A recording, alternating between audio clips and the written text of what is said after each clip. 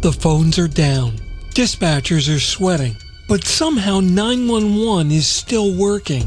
How's that possible? And more importantly, what does that expose about the single points of failure quietly lurking inside your PSAP network?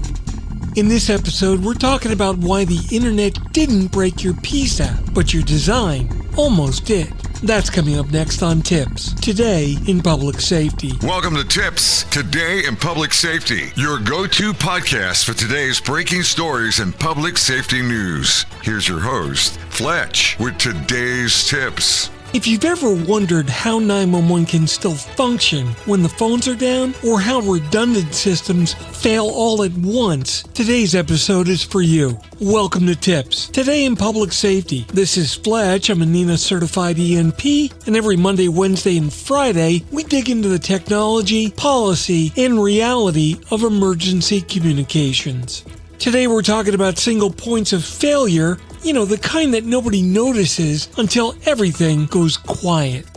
The outage that sparked the question. Jessamine County, Kentucky, Christmas 2025. The phones were down, but rapid SOS alerts were still arriving, and that led to a flood of questions. How did these calls still show up? I thought that everything was tied all together. Did the internet just magically save the day? Well, the short answer is network diversity matters more than people realize. The internet isn't the enemy. In general, the internet still scares the hell out of PSAPs. But today, it's often the most resilient part of the system. How's that? Well, for starters, mesh topology, multiple routing paths, and automatic rerouting when something breaks. Think of it like commuter traffic. If the bridge is closed, you don't just abandon your car, you reroute. And that's exactly how mesh networks survive damage. The real villain, the last mile. Here are where things usually fail, the last mile. You've got one provider, one fiber, one set of poles, and a backhoe with bad aim. So when everything rides a single path, everything fails together. Phones, data, monitoring, all gone. That's not resilience. That's coincidence waiting to collapse. Why rapid SOS still worked.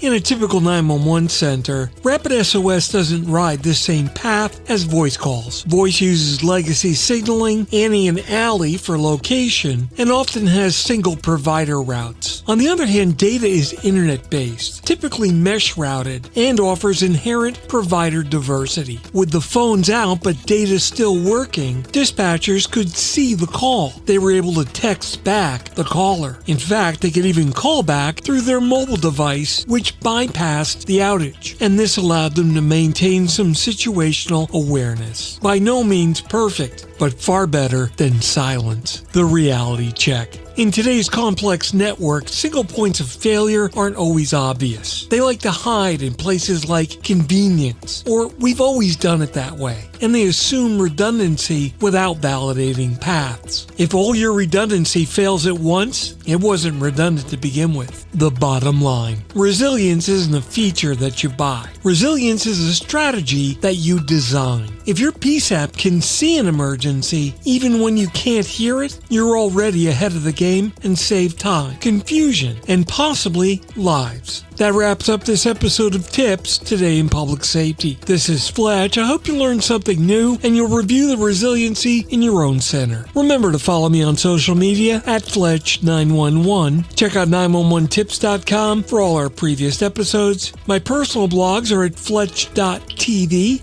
And my professional website is at Fletch911.com. Stay safe. Thanks so much for listening. And if you're in public safety, thanks for what you do every single day. We'll catch you next time. Take care. You've been listening to TiPS, Today in Public Safety, your go-to podcast for today's breaking stories and public safety news. Hosted by Fletch and available every Monday, Wednesday, and Friday. Catch past episodes on 911tips.com. Be sure to like and subscribe, and remember to join us each week for the latest on NG 911.